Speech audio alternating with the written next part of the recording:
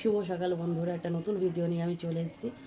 এখন বাজে কটা বলো তো, 9:30 বাজতে যায়। আর এখন আমি যাব বাজারে, একটু মাছের বাজার করার আছে।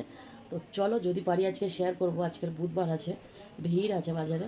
তো চলো, যদি হয় অবশ্যই শেয়ার করবো। আর এদিকে দেখো, আমি ঠাকুর সব দিয়ে নিয়েছি, সব কাজ হয়ে গেছে। দাদাভাই তো না, আমি টিফিন করিনি, আমি ভাবছি বাজার দিয়ে এসে একবারে চা জল খাবার যা খাওয়ার খাবো এখন। তো চলো আজকের বাজারে তোমাদের নিয়ে যাই। চলো আমাদের বাজারে দেখি আজকে কোনো মাছ দেখাতে পারি কিনা, ভিডিও শেয়ার করতে হবে না, সাথে থাকো।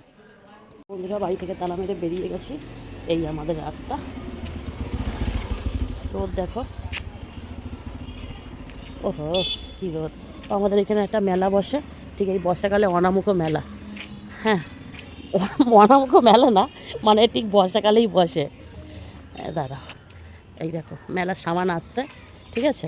তো এই মাঠে দুর্গাপুজো হয়, দেখেছো না? তো খুঁটি পুজো হয়েছে, সেই দেখো, দাঁড়া দেখাচ্ছি, দেখতে পাবো। এই যে খুঁটি পুজো হয়েছে আমাদের। হ্যাঁ, এই মাঠে আমাদের ইয়ে হয়। ওই গাড়িটা, রেলগাড়িটা এই যে ঘুরবে, এই যে রেলের লাইন করেছে। এই খুঁটি পুজো হয়েছে, আর কদিন পরে পুজো। কী মজা কী মজা, আর কদিন পরে পুজো। তো চলো বাজারের দিকে যাওয়া যাক। এই দেখো, বলে পচা পচা মাছ নিয়ে আসিস তুই বাজার দিয়ে, ওকে পাঠাবো।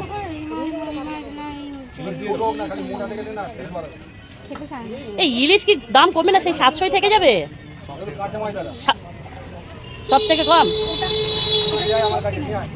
আরে আমি যেখান থেকে আমার বর একদিন নিয়ে গেছে, আমার শাশুড়ি একদিন নিয়ে গেছে 1 কেজি, সেই 700 করেই রয়েছে, আজ অব্দি কমেনি। 1 মাস হয়ে গেছে আমরা ইলিশ মাছ আমাদের বাড়িতে 2বার নিয়ে যাওয়া হয়েছে, তাহলে কমছে না কেন? অন্তত একটুখানি তো মাইনাস প্লাস কিছু হবে। হয় 20 টাকা বাড়ি দাও, নয় 50 টাকা নামিয়ে দাও। বাড়িয়ে দাও না, বাড়িয়ে দেবে তোমাকে। রবিবার হলেই 800 বোট লাগানো হবে। এই মাছ এই সব, হ্যাঁ সব বড়ই কাটা, ছোট মাছ নেই তো আমাদের। ছোট গোটা আছে, দেবো। বাজার থেকে তো চলে এলাম, একটু চা বানিয়ে নিলাম। শরীরটা তো ভীষণ খারাপ, তোমাদেরকে তো বললামই আগে।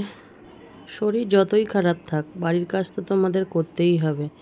মেয়ে হয়ে জন্মেছি, সবচেয়ে বড় কথা। ভুল না ঠিক মেয়ে হয়ে জন্মানো, সেটা আজ অব্দি আমি বুঝতে পারলাম না। বাজার থেকে আসার সময় না, আমাদের এখানে একটা স্কুলের সামনেই ডালের পকোড়াগুলো বিক্রি হয়। তো মনে করলাম আজকে একটু কিনেই নিয়ে যাই, চা দিয়ে খাওয়া যাবে গরম গরম। তো যেমন ভাবা তেমন কাজ, নিয়ে চলে এসেছি। আমি সবসময় লোকটাকে বলি, দাদা আমাকে কিন্তু কাঁচা লঙ্কাগুলো বেছে দেবে, আমি কিন্তু একদমই খেতে পারি না ঝাল। কিন্তু ওই দাদা কোনো সময়ই কথা শুনবে না, ও একভাবেই দিয়ে যাবে যাতে আমার খেলে ঝালটা লাগে। মাঝে মধ্যে মনে হয় আর কিচ্ছু ভালো লাগে না, কি যে করি বুঝতেই পারি না, কিছু করতেই ইচ্ছে করে না। বেশ কিছুদিন জ্বরে কাতরাচ্ছি আমি, ওষুধ খাচ্ছি, সবই খাচ্ছি, কিন্তু কোনো কিছু কাজ হচ্ছে না। বুঝে উঠতে পারছি না কি করব আমি। সত্যি কথা বলতে, তোমাদের দাদাভাই তো সবসময় কাজেই ব্যস্ত থাকে, সময় পায় না ঠিক মতন আমার দিকে খেয়াল রাখার জন্য।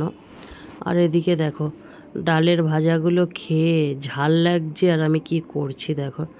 তো এগুলো খেয়ে দিয়ে এখন আমার বিরাট বড় কাজটা হচ্ছে মাছগুলো বাজার থেকে নিয়ে এসে পরিষ্কার করে ধুয়ে সেগুলো কোটোয় ভরে ফ্রিজে তোলা, বিশাল বড় একটা ঝুঁকির কাজ। সেগুলো কমপ্লিট করতে হবে। তো চলো চটপট খেয়ে নিই, খেয়ে দিয়ে আবার চলো মাছ ধোয়ার কাজে শুরু করে ফেলি। তো এখানে দেখো, ফ্রেশ টাটকা একটাও গিলে মেটে নিয়ে এসেছিলাম। কবে রান্না করব জানি না, কিন্তু ভালো লাগলো, ফ্রেশ পেলাম, নিয়ে এলাম। আগে গিলে মেটে কিন্তু আমরা প্রচুর খেতাম, আমরা দুজনেই ভালোবাসি খাওয়া এটা। কিন্তু এখন ইদানিং এটা এখন আর বাড়িতে সেরকম আনি না, কারণ এটা খাওয়াটাও শরীরের জন্য অতটা ভালো না, যার জন্য এখন আর আনি না। তো চলো এক এক করে মাছগুলো তো ধুয়ে নিচ্ছি আমি। চিংড়ি মাছটা আমার একার জন্যে, কারণ চিংড়ি মাছটা তোমাদের দাদাভাই একদমই পছন্দ করে না, ওর খালি মিষ্টি লাগে চিংড়ি মাছ নাকি। কিন্তু আমার মাসির বাড়ি কোনো সময় বেড়াতে গেলে চিংড়ি মাছের তরকারি সমস্ত কিছু খায়। আমি বুঝতে পারি না এখানে কি সমস্যা তোমাদের দাদাভাইয়ের। সব মাছগুলো তো পরিষ্কার করছি, এখানে চিকেনটাও পরিষ্কার করে নিচ্ছি, কিন্তু আমি এটা বুঝে উঠতে পারছি না আজকের আমি রান্না করব তো করবোটা কি। সব কিছুই বাড়িতে থাকে রেডি, তারপরেও আমি বুঝতে পারি না কোনটা রান্না করব আর কোনটা করব না। মাঝে মধ্যে মনে হয় আমি যে কি করব নিজেও বুঝে উঠতে পারি না। বাড়িতে কিন্তু সব কিছু সবজি মাছ মাংস সবসময় আমার ফ্রিজে থাকে, কিছু একটা রান্না করলে হয়, কিন্তু রান্নার টাইমে আমার এতটা টেনশন হয়ে যায় কি রান্না করব আর কি করব না। ভিডিওর মাধ্যমে একটা কথা বলে রাখি, আমার গলার ভয়েসটা শুনে বুঝতে পারছো এখনও অবধি আমার শরীর প্রচণ্ড খারাপ।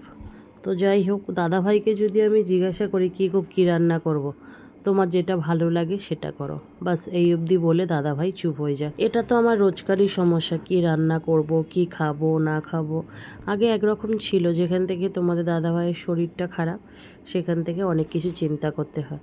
তো দেখো, একটা মাছের পেটের মধ্যে আমি এই মাছের লেজটা পেলাম, এটা কিন্তু ইলিশ মাছের লেজ।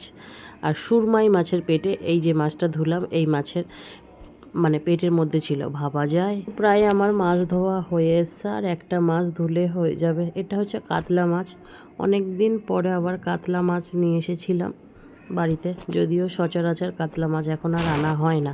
জানি না ভিডিওটা তোমাদের কেমন লাগলো, জানিও যদি ভালো লাগে। চলো টাটা।